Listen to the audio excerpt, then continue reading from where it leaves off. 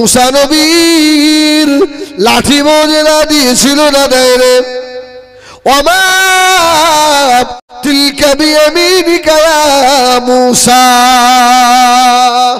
আল্লাহ বললেন হে মুসা তোমার ডান হাতে ওটা কি মুসা নবী বললেন ক্বালা হিয়া আসা এটা একটা লাঠি আল্লাহ বললেন লাঠি দিয়ে কি হয় জানো মুসা নবী বলছে আমি লাঠি দিয়ে পাতা মারি ছাগলকে খাওয়াই ছাগল চড়াই অনেক কিছু আল্লাহ বলছে মুসা এর কাজ আরো আছে কি যখন ফেরাউন সাপগুলো ছাড়লো আল্লাহ বলল মুসা ছেড়ে দে লাঠি ছাড় লাঠি ছাড়লো তো শুকনো একটা লাঠি আজদাহা সাপ হলো হিয়া হাইয়াতুন তাসা সাপ হয়ে গেল ধরো এ মুসা ধরো মুসা নবী ভয় পাচ্ছে সুবহানাল্লাহ বলে যে আল্লাহ আমার হাতের লাঠি এত বড় সাপ ধরতে ভয় পায় আল্লাহ নবী মুসা আলাইহিস সালামের হাতের লাঠি সমুদ্রের উপরে মারলেন দুটো পানি ভাগ হয়ে গেল না ও ভাইজানেরা আল্লাহ নবী দাউদ আলাইহিস সালাম এইরকম লোহাগুলো ধরতেন আল্লাহ নবী দাউদের হাতের পাক দিয়ে লোহাগুলো টপ টপ করে পড়ে যেত বাবা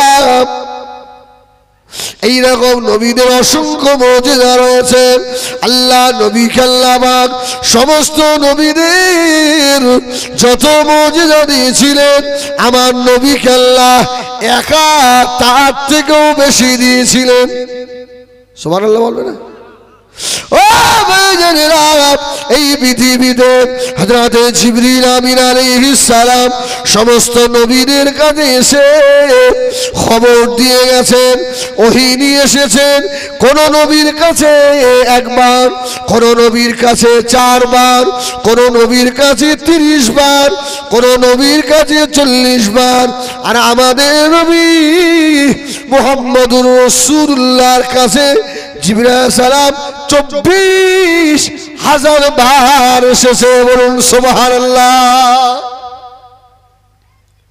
ও ভাইজানেরা আল্লাহ নবী আল্লাহ বললেন হাবিব অন্য নবীদের একটা করে মুজিজা দিয়েছি এই মুজিজা দেখে তারা তাদের নবীকে খোদার বেটার আসনে বসিয়ে বেঈমান হয়ে গিয়েছে হাবিব আপনার অসংখ্য মুজিজা দেখে আপনার উম্মতিরা যাতে বেঈমান না হয়ে যায় আমি আল্লাহ এই জন্য জানিয়ে দিলাম আনা বাশারুম মিসলুকুম জোরে বলুন সুবহানাল্লাহ আমি তোমাদের মতোই তবে তোমাদের সঙ্গে আমার পার্থক্য হলো ইউহা ইলাইয়া আমার উপরে ওহী নাযিল হয় তোমাদের উপরে ওহী আসে না এই সূত্র ধরে বলল আরে আল্লাহ তো বলেছে নবী আমাদের মতো তাহলে নবীর দুটো হাত তোমার দুটো হাত তোমার হাত আর আমার হাত আর নবীর হাত সমান এই জোরে বলো সমান নাকি রাসূলের হাতে 5টা আঙ্গুল আমার হাতেও 5টা আঙ্গুল তাই বলে আমি হিজবুল্লাহ বলবো নাকি যে আমার হাত নবীর হাতের মতো আল্লাহ পাকের কাবা শরীফের সম্মুখে এখন একটা পাহাড় রয়েছে বাবা যে পাহাড়টার নাম হলো জাবলে রহমান জাবলে আবি কুবাইস ও ভাইজানেরা নবী আমার জাবলে আবি কুবাইসে উঠে নবী আমার হাতের শাহাদাত আঙ্গুলের ইশারা করলেন আল্লাহ নবীর হাতের আঙ্গুলের ইশারায় আকাশের চাঁদ 2 টুকরা হয়ে গেল বলুন সুবহানাল্লাহ এই যারা বলে নবী আমার মতো এর হাতের আঙ্গুলের ইশারায় চাঁদ 2 টুকরো হবে হবে নাকি তার নবী তোমার মতো কি করে হলো ও যদি এই টিউবলাইট বা এই আপনার এই লাইটের দিকে আঙ্গুল ইশারা করে বলে এই নিবে যা তো দেখি নিবে ও যত বড় হুজুরি হোক হ্যাঁ তো রাসূল আমাদের মতো নবী আমার দিন দুনিয়ার বাদশাহ হাবিবুল্লাহ জনাবে মুহাম্মদুর রাসূলুল্লাহ সাল্লাল্লাহু আলাইহি ওয়াসাল্লাম কাল্লাম এত বড় নিয়ামতের হকদার আল্লাহ করেছিলেন ও ভাইজানেরা আল্লাহ নবী সাহাবীদের নিয়ে জিহাদের ময়দানে বার হয়ে গেলেন। আল্লাহ নবীর সঙ্গে 1400 সাহাবী রয়েছে। নবী আবার জিহাদের ময়দানে গিয়ে দাঁড়ালেন। সাহাবীরা বলল, ইয়া রাসূলুল্লাহ, ইয়া হাবিবাল্লাহ, আমাদের পানি খাওয়া শেষ হয়ে গিয়েছে, আমাদের পানি নাই, কলিজা ফেটে যায়। আল্লাহ নবীকে সাহাবীরা বললেন, ইয়া রাসূলুল্লাহ, ইয়া হাবিবাল্লাহ, আমাদের একটু পানির ব্যবস্থা করো। আল্লাহ নবী বললেন, ও আমার সাহাবীরা, কোন সাহাবীর মশকে পানি আছে কি দেখো। এই মশক চেনেন আপনারা? মশক চেনেন? আরে মশক এখন আর দেখা যায় না। আমরা ছোটবেলায় হয়তো দু একবার দেখেছি, বড় বড় এলপি ওই লরিগুলোতে ওই সাইডে মশক বাঁধা, পানি ভরা থাকতো। মশক মশক সৌদি আরবে আসে, আরবে এখনো আসে, কিন্তু আমাদের দিকে ওসব আর দেখা যায়। এখন তো আল্লাহ শুকর, সরকারি যে সব জায়গায় পানি অ্যাভেলেবেল হয়ে গেছে, আর দেখা যায় না। সাহাবীদের কাছে মশক ছিল। একজন সাহাবী বলল, ইয়া রাসূলুল্লাহ, আমার মশকে 2-1 ঢোক পানি আছে। রাসূল বলল, ওটা নিয়ে এসো। ওটা নিয়ে এসো। নবী আমার দিন দুনিয়ার বাদশাহ জনাবে মুহাম্মদুর রাসূলুল্লাহ সাল্লাল্লাহু আলাইহি ওয়াসাল্লাম নবী আমার মশকের ভিতরে হাত ঢুকিয়ে দিলেন। যারা বড় রাসূল আমাদের মতো, আল্লাহ নবী হাত ঢুকিয়ে দিলেন। আল্লাহ নবীর শাহাদাত আঙুল দিয়ে আর পানির নহর বয়ে গেল। জোরে বলুন সুবহানাল্লাহ। 1400 সাহাবী বলেন, আল্লাহ নবীর হাতের আঙুল দিয়ে এত পানি বার হয়েছিল, ওই পানি আমরা পান করলাম, আমাদের উট দুম্বাকে খাওয়ালাম, আবার পানি এক্সট্রা করে নিলাম। সাহাবীরা বললেন, ইয়া রাসূলুল্লাহ, ইয়া হাবিবাল্লাহ, আর পানির দরকার নাই। আল্লাহ নবী তখন হাত বার করে নিলেন। ও ভাইজানেরা, দুনিয়ায় একটা মানুষ দেখান যে মানুষের হাতে আঙুলে আঙুল দিয়ে পানি বার হতো। একজন দেখাতে পারবেন? একজন মহামানবকে দেখাতে পারবেন? যেমন একজন মহামানব ছিল, যে মহামানবের হাতের আঙুল দিয়ে পানি বার হতো। আরে রাসূলুল্লাহ শুধু হাতের মর্যাদা বলবো তো 2 ঘন্টা বলবো ইনশাআল্লাহ। নবী মুসা আলাইহিস সালাম বগলের তলায় হাত দিতেন। মুসা নবী হাত দিয়ে হাত উঁচু করলে ওই হাতের তালু থেকে টর্চের মতো আলো হতো। সুবহানাল্লাহ বলে, টর্চের মতো আলো হতো। আর আমার মুস্তাফা, সুবহানাল্লাহ বলে, আরে রাসূল তো নূরুন আলা নূর। সাহাবী এলেন, রাসূলুল্লাহ সাহাবীর হাতটা ধরে একটু টিপে দিলেন। সাহাবী এই রাত্রে কি করে বাড়ি যাবে? ঈশার নামাজ হয়ে গেছে, এখন বাড়ি যাবে কি করে? সাহাবী খুব চিন্তায় পড়ে গেছে। সাহাবী বলল, ইয়া রাসূলুল্লাহ, দোয়া করে ঠিক চলে যাও। আমরা এদিকে এসো। আল্লাহ নবী সাহাবীকে ডাকলেন। নবী আমার সাহাবীকে ডেকে আল্লাহ নবী সাহাবীর হাতের আঙুলগুলো আল্লাহ নবীর নূরের হাত দিয়ে চেপে দিলেন। আল্লাহ নবী বললেন, সাহাবীরে, ও আমার সাহাবীরে, এবারে হাতের আঙুলগুলো একটু খেলিয়ে দাও। সাহাবী বলেন, হাতের আঙুলগুলো খেলিয়ে দিলাম।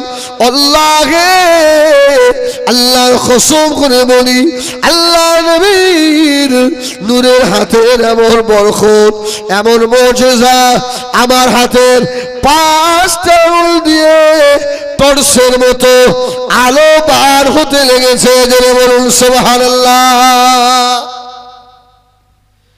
যদি সাহাবীর হাত ধরে রাসূলুল্লাহ আলো বার করতে পারে, তাহলে আমার মুস্তাফার হাত দিয়ে কি আলো বার হয় না?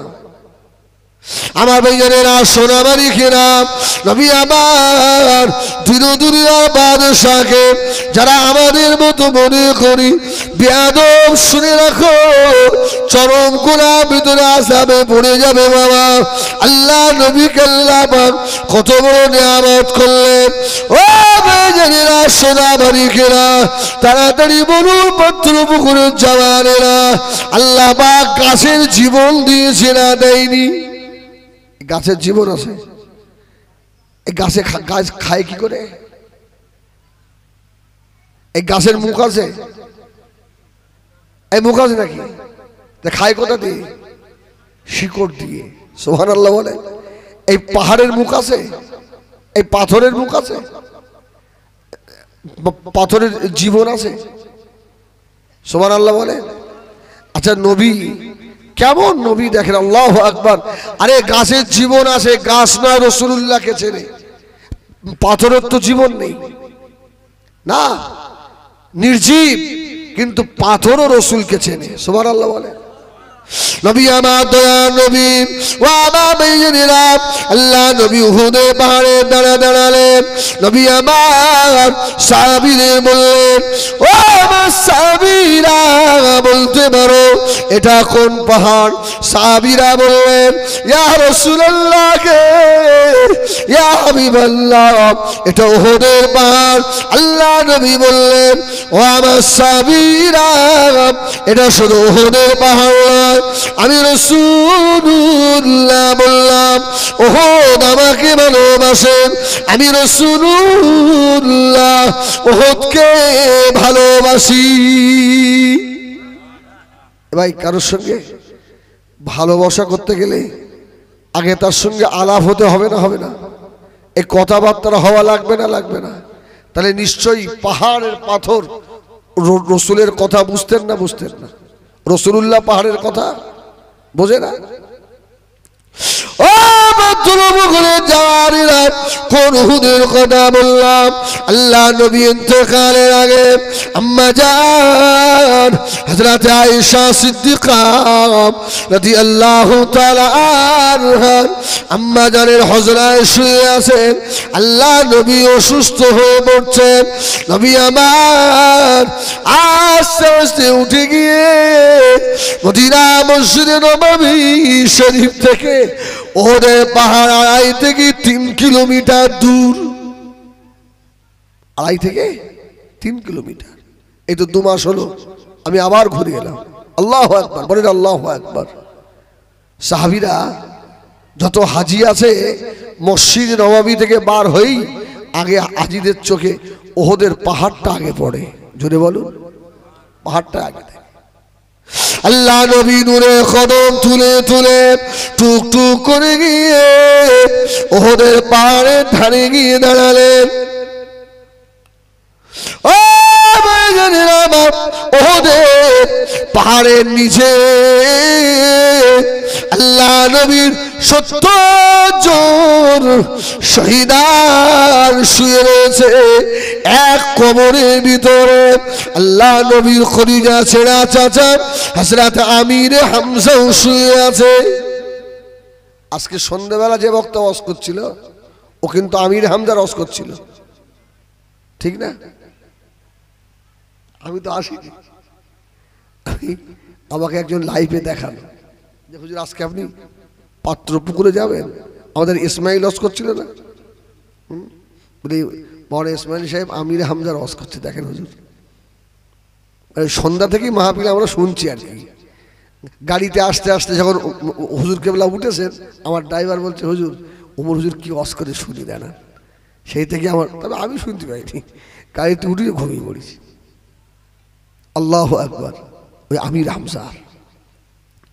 ও ভাইজানেরা আমার, দিল নরম করে নেন।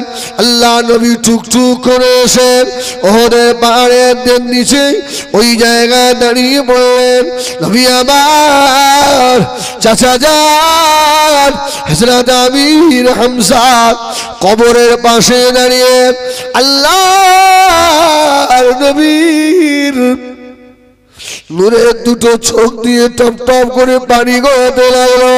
চাচা যান, ও চাচা যান, আমি মুহাম্মদ আর কোনদিন আসবো না চাচা, আখির বিদায়, সেই বিদায় চাচা, আমি চলে গেলাম। আল্লাহ নবী ঝরঝর ঝরঝর করে কাঁদতে লাগলেন। নবী আবার আস্তে আস্তে আগে গিয়ে 70 জন শহীদের কবরের ধারে দাঁড়িয়ে কাঁদছে। ও আমার ওদের শহীদরা, আল্লাহ দিনের জন্য জান দিয়ে দিল বাবা, বিবিকে বেলা করে ফেললে বাবা, বাচ্চাগুলোকে ইতিম করলে বাবা। আল্লাহর শহীদানেরা জিন্দা কবরে শোয়া। আল্লাহ নবী দাঁড়িয়ে দাঁড়িয়ে কাঁদলেন আর বললেন আর আসবো না। আল্লাহ নবী সালাম দিয়ে ওহদের ময়দান ছেড়ে মদিনার দিকে রওনা হয়ে গেল। ও ভক্তবুগুলের জানেরা, আল্লাহ নবী জালালউদ্দিন সুয়ুতি লিখেছে বাবা, নবী আমার দুপাশ কদম আগিয়ে গেলেন। আল্লাহ নবীর মন মানে না, আমার চাচা আমির হামজাই কবরে। এই ওহদের ময়দানে আল্লাহ নবী ঘুরে তাকালেন, চাচা জানেন কবরের দিকে তাকিয়ে আল্লাহ নবী আবার ডুকরে ডুকরে কাঁদছে। চাচা যান, ও চাচা যান, আমি মুহাম্মদ চলে গেলাম। ও আল্লাহ নবী ওদের বলেছিলেন আমি রাসূলুল্লাহ তোমাদের জানিয়ে গেলাম, কেউ যদি এসে কোনো হাজী সাহেব আমার চাচা আমির হামজার কবরে দাঁড়িয়ে দাঁড়িয়ে একবার যদি সালাম দেয়, আমি রাসূলুল্লাহ বললাম আমার চাচা আমির হামজা জীবিত মানুষের মতো জবাব দিয়ে দেবে। ও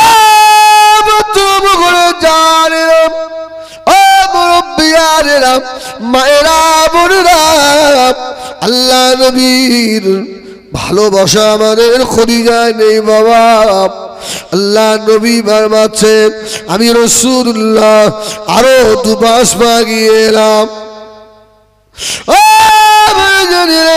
আল্লাহ নবী বলে আমি পিছন দিকে তাকিয়ে দেখি ওহদের পাহাড়টা বেড়ায় 9 কিলোমিটার লম্বা।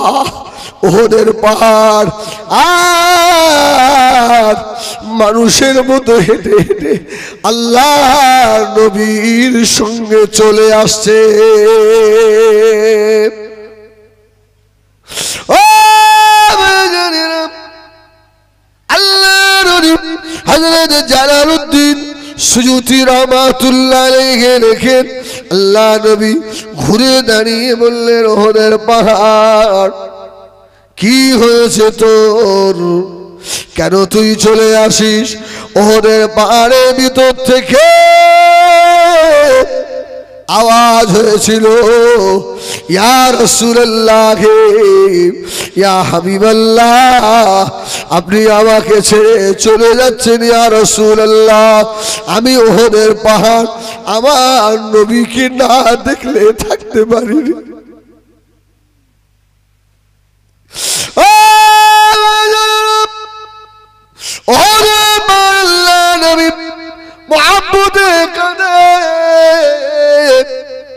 আল্লাহ নবী যে উম্মতের জন্য কাঁদে সেই উম্মতের চোখে পানি নাই, দিল এতটা কঠিন হয়ে গিয়েছে। গভীর রাত্রিরে তাহাজ্জুদের নামাজে উঠে মদিনার দিকে তাকিয়ে তাকিয়ে কাঁদেন, চোখের পানি ছেড়ে দেন। খোদার কসম আল্লাহ নবীর জিয়ারত নসিব হয়ে যাবে। আল্লাহ নবী ঘুরেছে তাকালেন, এ ওদের পাহাড় দাঁড়িয়ে যাও, চলে এসো না, আমি রাসূলুল্লাহ তোমাকে বলে গেলাম কিয়ামতের আগে আল্লাহ রব্বুল আলামিন আমার মসজিদে নববীর ভিতরে আমি রাসূলুল্লাহ যেখানে মাজার হবে আম্মা জান হযরত আয়েশার হুজরা বাবা ওহদের পাহাড় ওই মদিনার মসজিদ নববী একদিন উহুদ পাহাড়ে ঠেকে যাবে। জোরে বলুন সুবহানাল্লাহ। ও নবী আমার দিল দুনিয়া বাদশাহ হাবিবুল্লাহ জনাবে মুহাম্মদুর রাসূলুল্লাহ সাল্লাল্লাহু আলাইহি ওয়াসাল্লাম আল্লাহ নবী টুক টুক করে আবার মদিনা শরীফে চলে এলেন।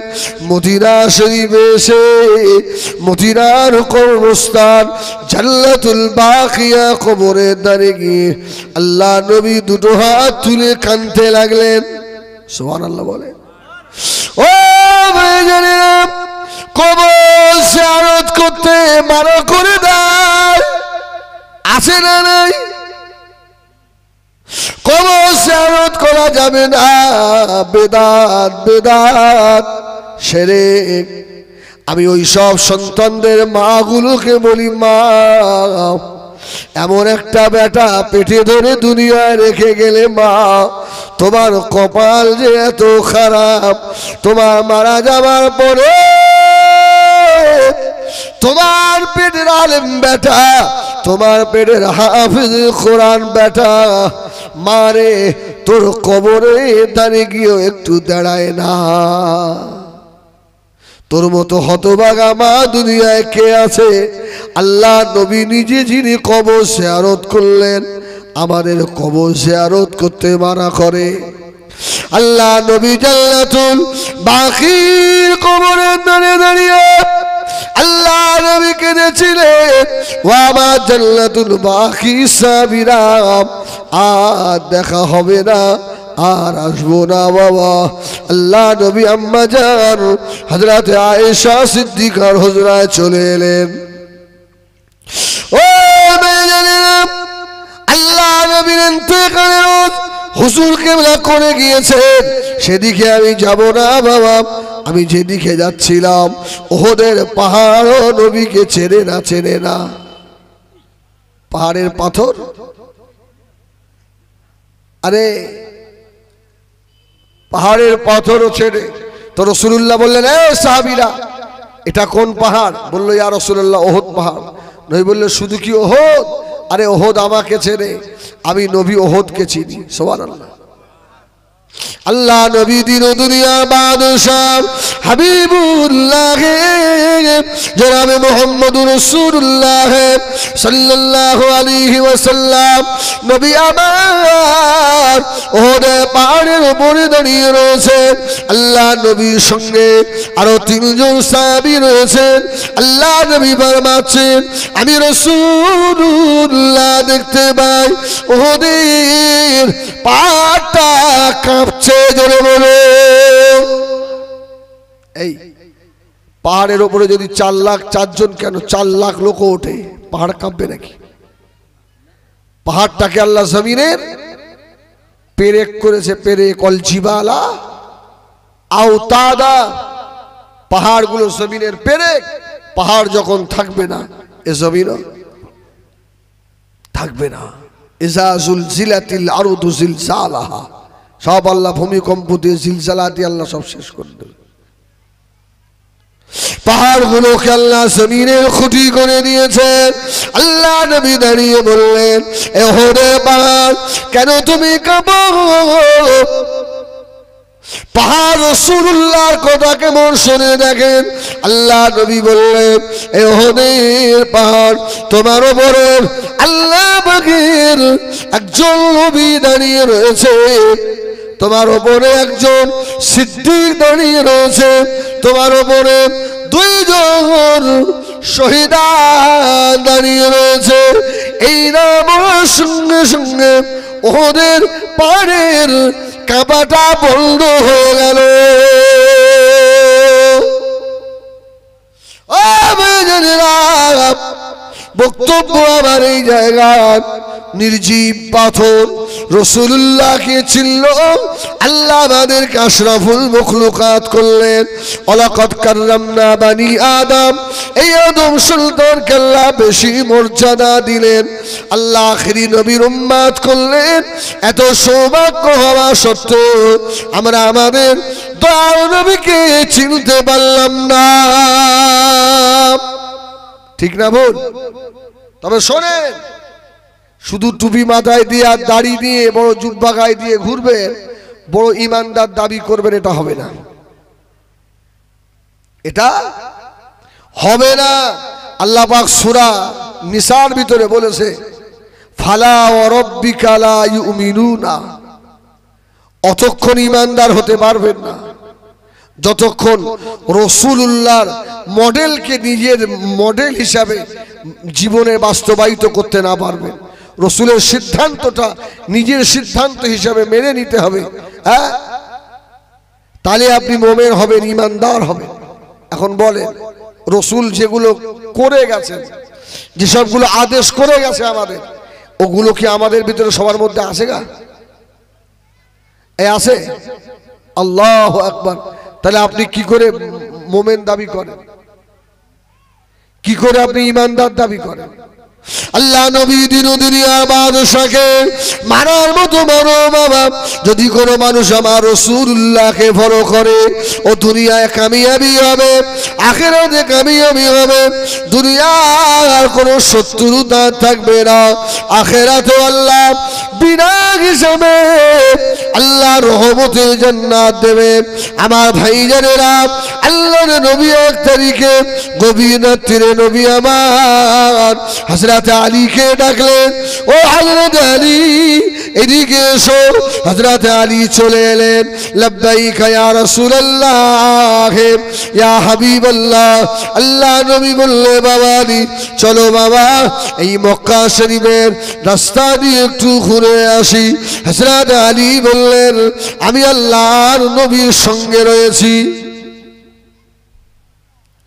ও ভাইজানেরা, নবী আমার টুক টুক করে যেতে লাগলেন, আমি আর আল্লাহ নবীর পিছনে রয়েছি। বাবা, আল্লাহ নবী দুপা করে যান।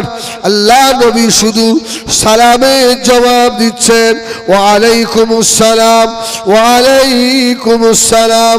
আল্লাহ নবী কলিজা ছেড়া সাহাবী হযরত আলী বলেন, আমি আল্লাহ নবীকে আজ মনে মনে করলাম গন্তব্যস্থলে গিয়ে আল্লাহ নবীকে জিজ্ঞাসা করব, ইয়া রাসূলুল্লাহ, ইয়া হাবিবাল্লাহ, রাস্তায় কোনো মানুষ দেখলাম না, কার সালামের জবাব দিচ্ছিলেন?